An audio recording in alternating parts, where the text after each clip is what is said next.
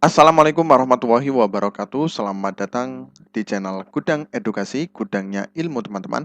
Nah, kali ini kita akan membahas ya tentang khususnya perawat ahli pertama teman-teman ya. Untuk soal P3K, kompetensi teknis yang nantinya akan diselenggarakan ya oleh PKN. Nah, ini ada topiknya yaitu adalah penyelenggaraan praktik etik dan legal dalam pelayanan keperawatan ya, sesuai dengan kisi-kisi yang dicanangkan oleh Menteri Pendayagunaan Aparatur Negara dan Reformasi Birokrasi. Nah, karena memang kemarin juga banyak yang request ya tentang tolong Kak disendirikan tentang untuk S1-nya dan D3. Nah, ini kita wujudkan ya teman-teman ya. Nah, bagi teman-teman yang baru tahu dan baru singgah di channel ini, silakan subscribe dan bunyikan tombol loncengnya agar tidak ketinggalan soal-soal yang terbaru, khususnya soal-soal P3K Perawat 2023. Nah, seperti apa? Kita lanjut ke TKP teman-teman ya.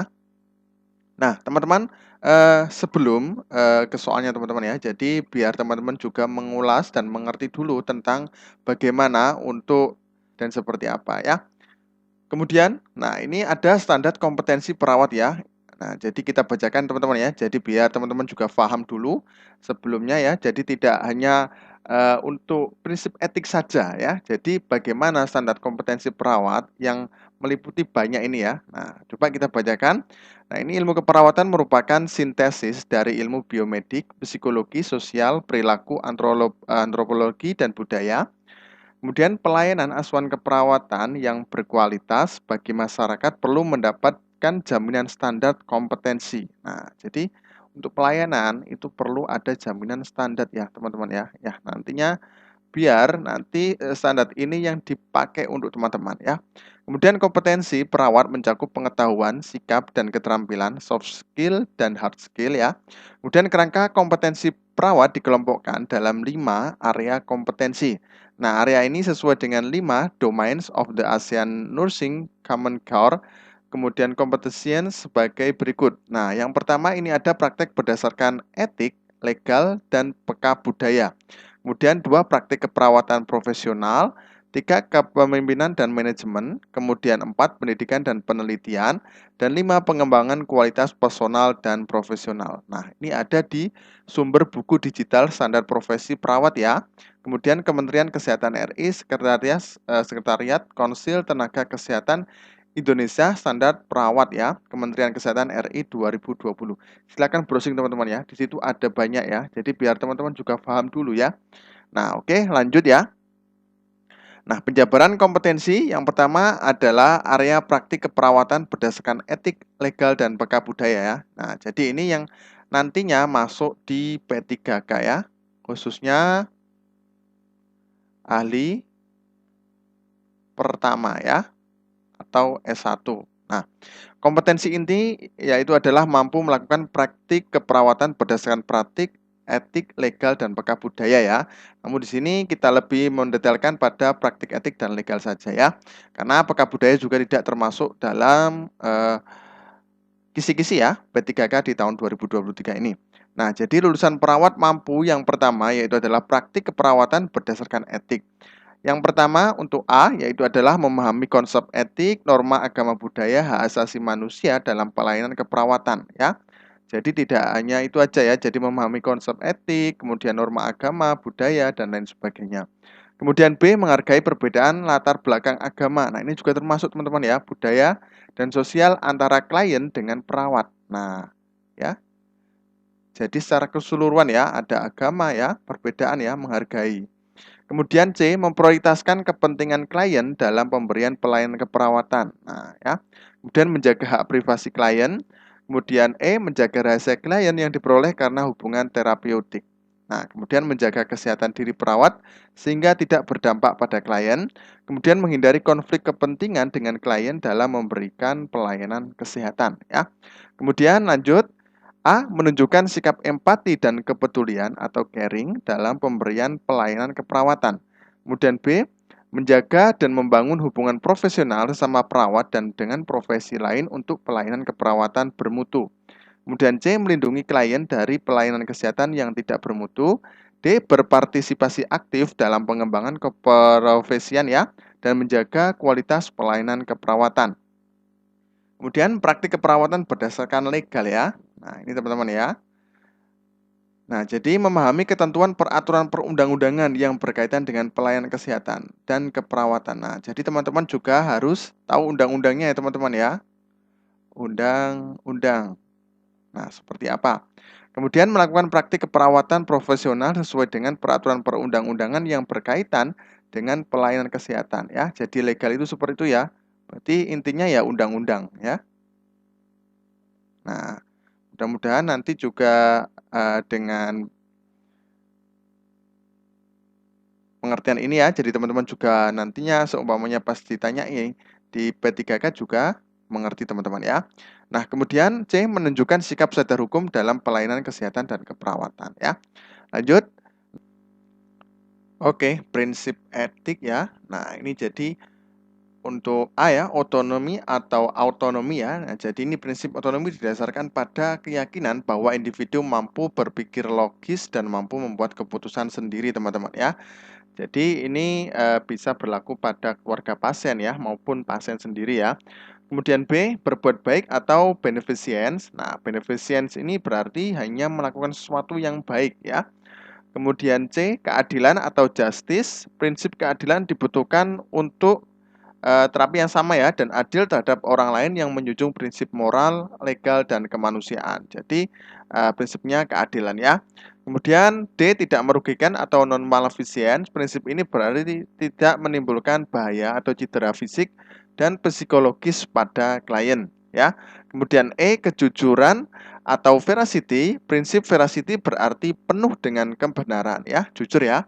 Kemudian F, menepati janji atau fidelity. Prinsip fidelity ini dibutuhkan individu untuk menghargai janji dan komitmennya terhadap orang lain ya, seperti menepati janji untuk pertemuan kepada pasien ya. Kemudian untuk kerahasiaan ya, kerahasiaan ini confidentiality ya. Nah, tiality, aturan dalam prinsip kerahasiaan adalah informasi tentang klien harus dijaga privasi klien ya. Kemudian akuntabilitas atau accountability, kemudian perawat harus bertanggung jawab mengenai tindakan yang dilakukan terhadap klien ya. Nah, jadi ini prinsip etik ya. Nah, jadi biar teman-teman juga paham semuanya ya. Tidak hanya prinsip etik aja tetapi legal ya. Nah, seperti itu teman-teman ya. Oke. Lanjut ke soal ya teman-teman ya. Nah, ini ada yang pertama yaitu adalah pedoman sikap, tingkah laku dan perbuatan dalam melaksanakan tugas dan dalam kehidupan sehari-hari merupakan pengertian dari A, kode etik profesi, B, kode angka binari, kemudian C, kode bahasa, D, kode ASC 2. Nah, kira-kira apa jawabannya teman-teman? Kita kasih waktu 5 detik untuk teman-teman berpikir.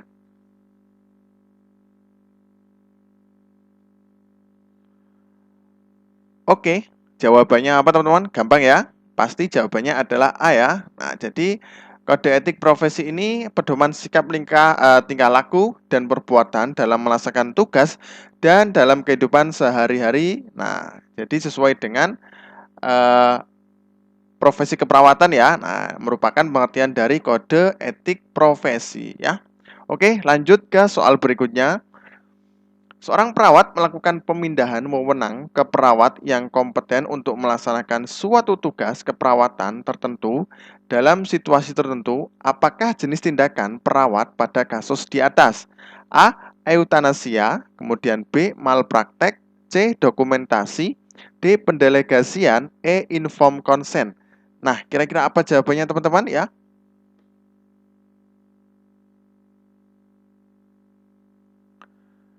Oke, jawabannya adalah apa teman-teman? D ya, pendelegasian ya. Nah, jadi ini seorang perawat melakukan pemindahan ya wewenang ke perawat kompeten untuk melaksanakan suatu tugas keperawatan tertentu ya dalam situasi tertentu ya. Jadi ini pemindahan ya yang lebih kompeten ya. Semuanya perawat A tidak bisa ya, maka dilimpahkan ke perawat yang senior ya. Nah, yang lebih kompeten ya. Itu yang dinamakan pendelegasian ya.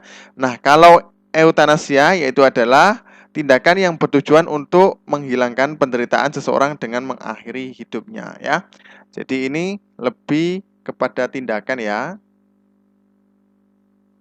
Tindakan untuk mengakhiri hidup. Ya. Kemudian malpraktek otomatis tidak ya, karena di sini atau kesalahan, kelalaian yang dilakukan oleh tenaga kesehatan ya dalam melaksanakan profesinya yang tidak sesuai dengan standar profesi ya. Tindakan yang tidak sesuai standar ya profesi. Nah, dokumentasi berarti apa teman-teman? Yaitu catatan yang memuat seluruh data yang dibutuhkan untuk menentukan diagnosa keperawatan ya, perencanaan, tindakan dan evaluasi ya. Pencatatan, pengkajian ya, diagnosa, kemudian intervensi ya, dan evaluasi ya. Kemudian informed consent berarti apa? Persetujuan tindakan ya.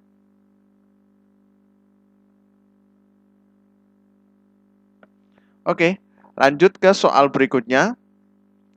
Seorang perempuan berusia 35 tahun di rumah sakit Bangkatan ya akan dilakukan tindakan operasi appendicitis. Sebelum tindakan operasi, pasien terlebih dahulu membuat surat pernyataan untuk menerima rangkaian terapi atau prosedur setelah informasi yang lengkap.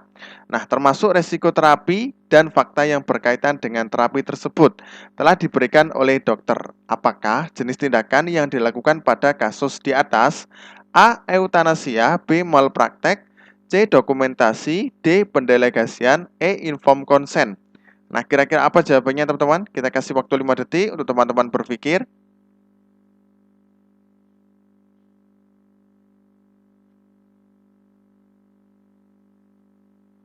Oke, gampang banget ya. Yaitu adalah jawabannya adalah E ya, Informed consent ya. Jadi ini sebelum tindakan operasi ya. Nah, maka dilakukan membuat surat pernyataan ya, kemudian menerima rangkaian terapi prosedur ya.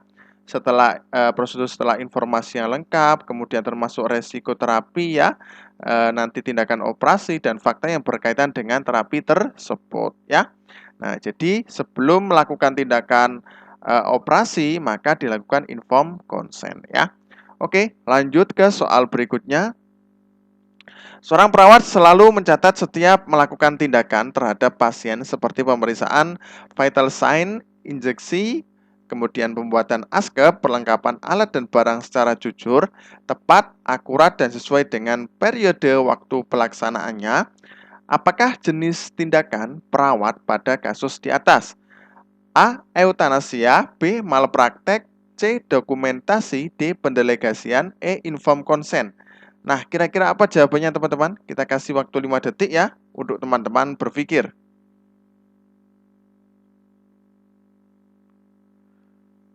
Oke, jawabannya apa teman-teman? Gampang ya, yaitu adalah C ya, dokumentasi ya. Nah, makanya kita cari yang dasar-dasar dulu ya teman-teman, biar paham ya. Nah, kalau Indonesia tidak mungkin ya. Nah, kemudian mau praktek juga tidak, pendelegasian juga sudah dibahas tadi ya, informed consent juga sudah dibahas tadi ya. Nah, otomatis kalau untuk melakukan tindakan terhadap pasien seperti pemeriksaan ya, pembuatan aske, perlengkapan alat dan barang secara jujur, tepat dan akurat, maka dilakukan namanya apa teman-teman? Yaitu adalah dokumentasi ya. Oke, lanjut ke soal berikutnya. Perawat Erlina bekerja di ruang IGD Rumah Sakit Bangkatan, sering kali membawa barang-barang kecil seperti pembalut, kapas, larutan, antiseptik, dan lain-lain pulang ke rumah. Apakah konflik nilai pribadi perawat kasus di atas? A. Evaluasi diri, B. Evaluasi kelompok, C. Menghadapi asuhan keperawatan yang buruk, D. Masalah antara perawat dan merawat dan mengobati. Kemudian E. Tanggung jawab terhadap peralatan dan barang. Nah, kira-kira apa jawabannya teman-teman? Kita kasih waktu 5 detik untuk teman-teman berpikir.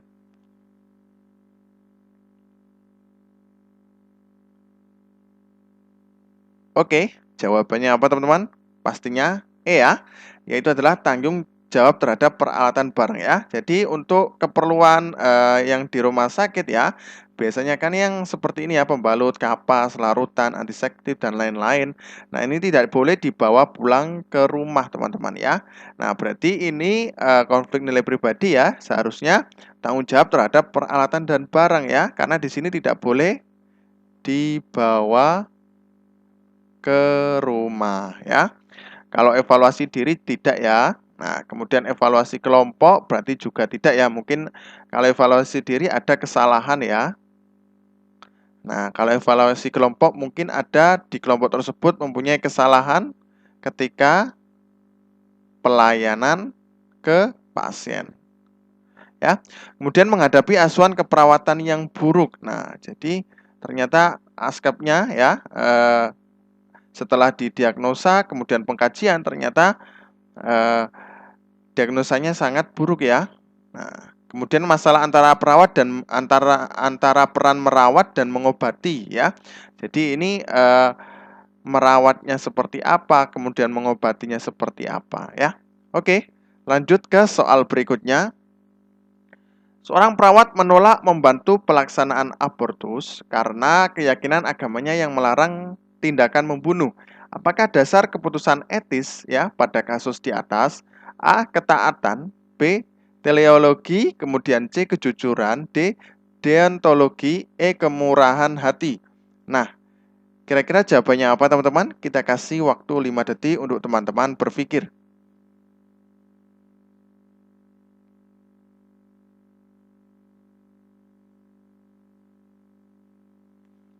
Oke, jawabannya apa teman-teman? Jawabannya adalah ketaatan ya. Nah, jadi ini seorang perawat ya menolak membantu pelaksanaan abortus ya. Nah, karena keyakinan agamanya yang melarang tindakan membunuh. Otomatis ini merupakan ketaatan ya. Nah, kalau teleologi sendiri, teologi ya sebenarnya nih ya. Teologi ya. Nah, teologi ini berarti menyatakan bahwa baik atau buruknya suatu perbuatan tergantung pada tujuan yang dicapainya ya. Jadi perbuatan baik atau buruk sesuai tergantung dari pada tujuan ya. Tergantung dari tujuan ya. Kejujuran jelas tidak ya. Kemudian deontologi ini berarti pandangan etika motif yang menilai moralitas suatu tindakan berdasarkan kepatuhan pada peraturan ya. Jadi pandangan ya. Kemudian kemurahan hati otomatis tidak ya. Oke, jelas ya teman-teman ya. Lanjut ke soal berikutnya. Seorang perawat mengenangani wanita yang terluka dalam kecelakaan mobil. Suaminya mengalami kecelakaan tersebut meninggal. Kemudian pasien tersebut terus-menerus bertanya tentang suaminya. Dokter memberitahu perawat agar tidak mengatakan pada pasien dan mengarang jawaban. Tetapi dokter tersebut tidak memberi alasan. Apakah jenis pola hubungan kerja perawat pada kasus di atas? A. Perawat dengan klien, B. Perawat dengan sejawat, C. Perawat dengan masyarakat, D. Perawat dengan institusi tempat tugas ya. Kemudian E. Perawat dengan profesi kesehatan lain. Nah, kira-kira apa jawabannya teman-teman? Kita kasih waktu 5 detik untuk teman-teman berpikir ya.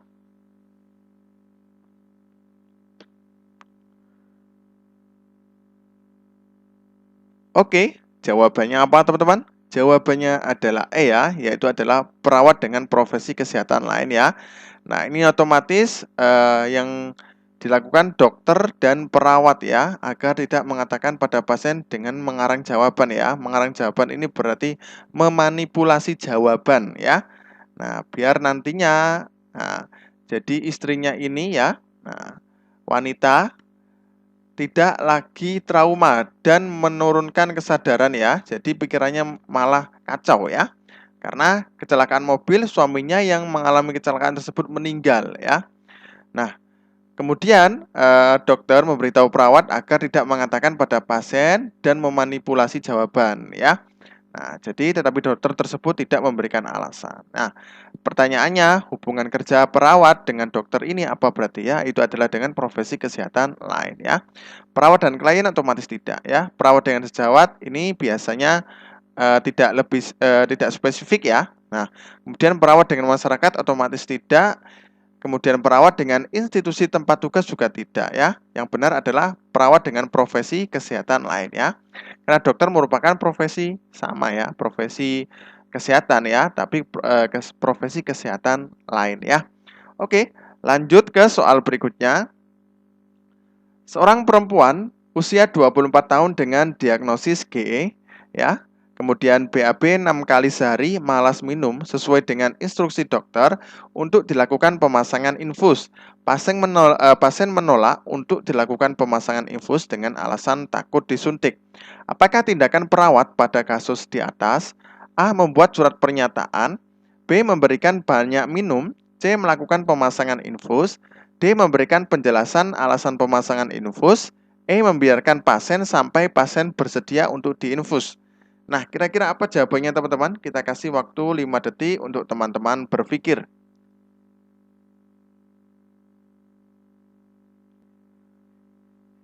Oke, jawabannya apa teman-teman?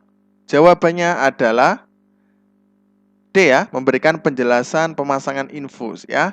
Jadi di sini kita disuruh untuk tindakan perawat apa ya. Nah, ini kan dengan diagnosis ya, GE, BAB 6 kali sehari, kemudian malas minum ya, dengan instruksi dokter dilakukan pemasangan infus ya. Tapi pasien menolak ya untuk dilakukan pemasangan infus dengan alasan takut disuntik. Otomatis memberikan penjelasan pemasangan infus terlebih dahulu ya. Nah, kemudian kalau tidak mau baru membuat surat pernyataan ya. Memberikan banyak minum berarti nanti intervensi selanjutnya ya. Kemudian melakukan pemasangan infus, nah ini juga tidak boleh ya, tapi kita harus jelaskan ya tentang keuntungan ya, pemasangan infus ya. Kemudian memberikan pasien sampai pasien bersedia untuk diinfus juga ini tidak ya. Oke. Nah, selesai teman-teman ya. Tetap semangat, malah boleh nyerah, jangan ya. Kemudian sudah banyak yang keluar ya teman-teman ya untuk tesnya kapan ya untuk P3K. Tetap semangat teman-teman ya untuk selalu belajar. Mudah-mudahan nanti kami ucapkan semoga lolos ya di tahun ini. Terima kasih. Wassalamualaikum warahmatullahi wabarakatuh.